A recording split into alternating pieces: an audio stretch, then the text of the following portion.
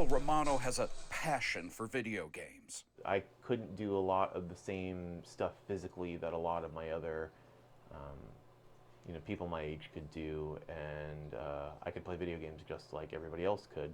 Even getting involved in competitions, playing professionally. They'd go from kind of having this kind of pitying view of me to, taking me seriously. He's a quad amputee, losing his arms and legs after contracting meningitis when he was just over a year old. We can do and we want to do all of the things that people in typical society do. He advocates for people with disabilities at the state capitol and in D.C.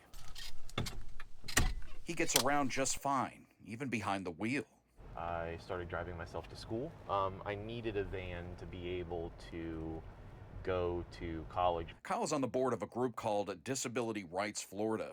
His big concern is the changes to mail-in voting. There are some measures currently going on to, for example, make it more difficult or make it,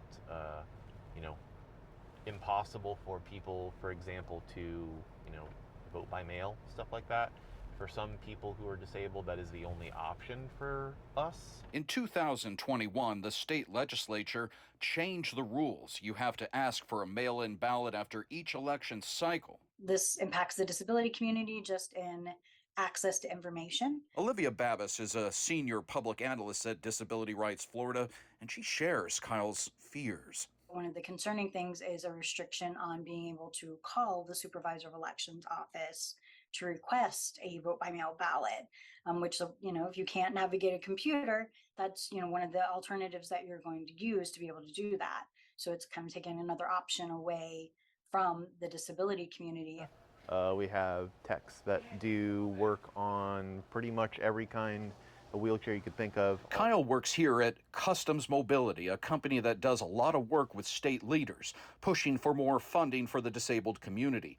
They make custom chairs and rig up vehicles just like Kyle's chair and van. He's truly dedicated his life to helping others. Kyle and many others with the same passion will be taking their concerns to the Capitol about the voting changes, making sure their voices are heard and nobody is left out of the process. In Tampa, Jeff Van Sant, Spectrum News.